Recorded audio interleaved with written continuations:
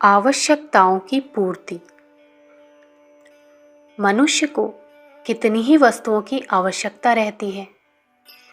उसका दैनिक कार्यक्रम आवश्यकताओं की पूर्ति के लिए होता है। भोजन वस्त्र ही मनुष्य की आवश्यकता नहीं है। इनकी पूर्ति तो बड़ी ही आसानी से और कुछ ही घंटे परिश्रम करने पर हो सकती है। इन्हें कमाने में वह सारी आयु नहीं लगाता, वरन वह अपनी आवश्यकताएं बढ़ाता है और उनकी विस्तृत पूर्ति के प्रयत्न करने में अपनी आयु का अधिक भाग लगाता है। इन आवश्यकताओं में कुछ तो उचित भी होती हैं, परंतु जो इनमें से काल्पनिक होती हैं, उनकी पूर्ति प्रायः किसी प्रकार नहीं हो पाती। जितनी ही उनकी पुष्टि की जाती है, उतनी ही वे और अधिक तीव्र हो जाती हैं। रहने के लिए मकान चाहिए, जब मिल जाता है तो और बढ़िया के लिए मन चलता है। कपड़ा चाहिए, परंतु मिल जाने पर उससे अधिक मूल्यवान की इच्छा होती है। सवारी चाहिए, घोड़ा मिलने पर मोटर की ज़रूरत मालूम पड़ती है। भोजन चाहिए, परंतु उसके बाद षड्रस व्यंजन और बहुमूल्य पदार्थ मिलने चाहिए। इसी प्रकार संतान की वृद्धि अपेक्षित होती है। धन तो कहना ही क्या, जितना मिल जाए उतना ही कम है। यश और कीर्ति से कोई नहीं अघाता। अधिक बलवान, अधिक सुंदर, अधिक बुद्धिमान बनने की इच्छाओं से मनुष्य उद्विग्न बने रहते हैं। अपनी इच्छाओं की पूर्ति के लिए साधन और सुविधाएं जुटाते हैं, शक्ति भर प्रयत्न करते हैं, दिन रात जुटे रहते हैं, परंतु जो फल प्राप्त होता है बहुत ही तुच्छ जान पड़ता है। उससे बिल्कुल संतोष नहीं होता। असंतोष और अभाव के कष्ट से वे सदा व्यथित बने रहते हैं। बहुत प्राप्त करने की व्यथा जब मनुष्य की मर्यादा से बाहर चली जाती है, तो वह बहुत ही क्रूर रूप धारण करती है। धन की लोलुपता जब बढ़ती है, तो मनुष्य भेड़िया बन जाता है। हत्या, चोरी, छल, अत्याचार, जो कुछ भी वह जितनी मात्रा में कर सकता है करता है। धन हरण करने के लिए डाकुओं द्वारा निरपराध व्यक्तियों को जो यंत्रणाएं दी जाती हैं, उनके संवाद नित्य हमारे कान फाड़ते रहते हैं। अपनी अमूल्य शक्ति व्यय करके एक एक पैसा बचाकर कोई व्यक्ति अपनी संतान की शिक्षा के लिए, बुढ़ापे की सहायता के लिए कुछ धन जोड़ता है, परंतु दूसरा मनुष्य उसे चुराकर छलपूर्वक या अत्याचार से हरण कर लेता है। इस पर उस कमाने वाले व्यक्ति को कितना दुख होता है, इसे वही जानता है। किंतु चोर तो भेड़िया बन चुका है।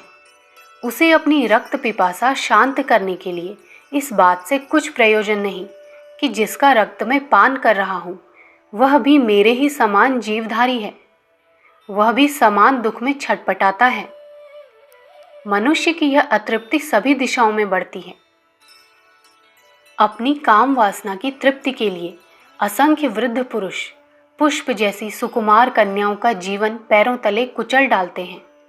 फुसलाकर, धोखा देकर, विवश करके एवं बलात्कार पूर्वक नारी जाति को पीड़ाएं दी जा रही हैं।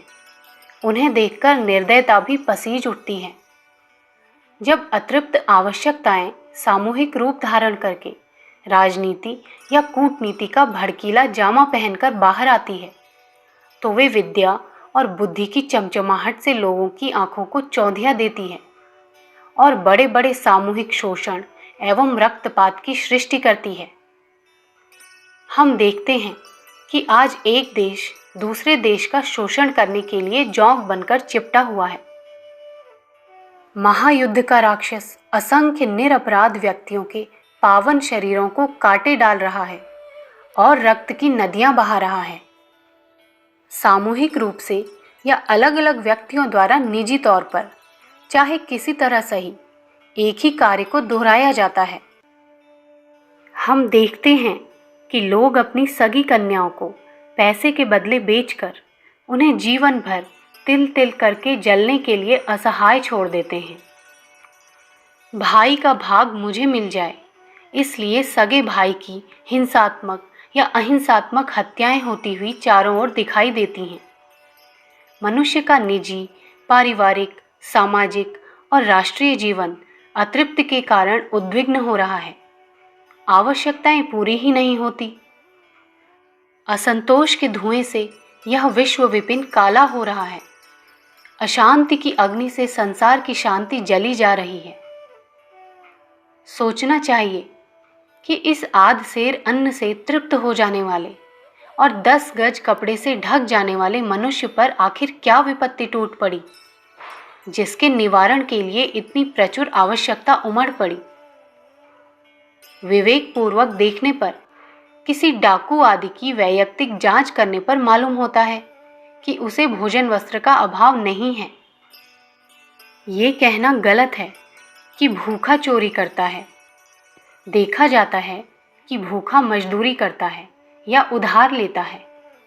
चोरी करता है भरे पेट वाला, साहसी, अहंकारी और नास्तिक।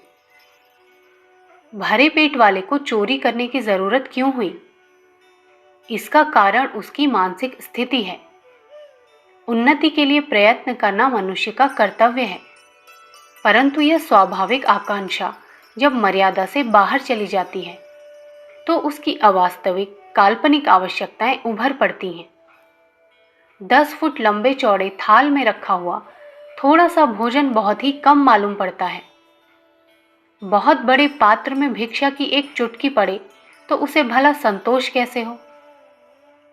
अपनी इच्छाओं का पात्र जितना बड़ा होता है, उसी के अनुसार पात्र की वस्तुएं थोड़ी प्रतीत होती हैं और उतनी की प्राप्ति से संतोष नहीं होता। विचित्रता यह होती है कि प्राप्ति के साथ पात्र का आकार बढ़ता ही जाता है। फूंक भरने पर गुब्बारा तब तक बराबर फूलता ही जाएगा जब तक कि वह फूट न जाए। इस बढ़ी हुई हाय को शांत करने के लिए हमें अंतर्मुख होना चाहिए। अपनी दृष्टि को बाहर से हटाकर अंदर डालना चाहिए। आध्यात्म पथ का अवलंबन लेना चाहिए। उत्तप जगत में इधर उधर भटकने वाला प्राणी इसी शीतल वृक्ष के नीचे शांति प्राप्त कर सकता है। जब बाहर की माया रूप वस्तुओं के भ्रम से विमुख होकर हम अंतर्मुखी होते हैं, आत्मचिंतन करते हैं, तो प्रतीत होता है कि हम अपने स्थान से बहुत दूर भटक गए हैं। आवश्यकताएं कभी पूर्ण नहीं हो सकती हैं। उन्हें जितना ही तृप्त करने का प्रयत्न किया जाएगा, उतना ही वे अग्नि में घृत डालने की तरह और अधिक बढ़ती जाएंगी। इसलिए इस छाया के पीछे दौड़ने की अपेक्षा उसकी ओर से पीठ फेरनी चाहिए और देखना चाहिए कि हम कौड़ियों के लिए क्यों मारे मारे फिर रहे हैं, जबकि हमारे अपने घर में भंडार भरा हुआ है। अंतर में मुंह डालने पर, परमात्मा के निकट उपस्थित होने पर वह चाबी मिल जाती है जिससे सुख और शांति के अक्षय भंडार का दरवाजा खुलता है। अपनी वास्तविक स्थिति को जानने से, आत्म स्वरूप को पहचानने से, संसार के स्वरूप का सच्चा ज्ञान होने से शांति की शीतल धारा प्रवाहित होती है, जिसके तट पर असंतोष की ज्वाला जलती हुई नहीं रह सकती। वह मृग तृष्णा को त्याग देता है। सच्चा संतोष उपलब्ध होने पर उसकी बाह्य आवश्यकताएं बहुत ही थोड़ी रह जाती हैं, और जब थोड़ा चाहने वाले को बहुत मिलता है तो उसे बड़ा आनंद प्राप्त होता है। यदि तुम असंतोष से संतोष की ओर, अभाव से पूर्णता की ओर, भिक्षा से वैभव की ओर, दुख से सुख की ओर चलना चाहते हो, तो हे पाठकों, अंतर में मुंह डालो, आत्म स्वरूप को पहचानो, अध्यात्म की ओर चलो। अखंड ज्योति, मार्च सन 1941, पृष्ठ संख्या 16-17।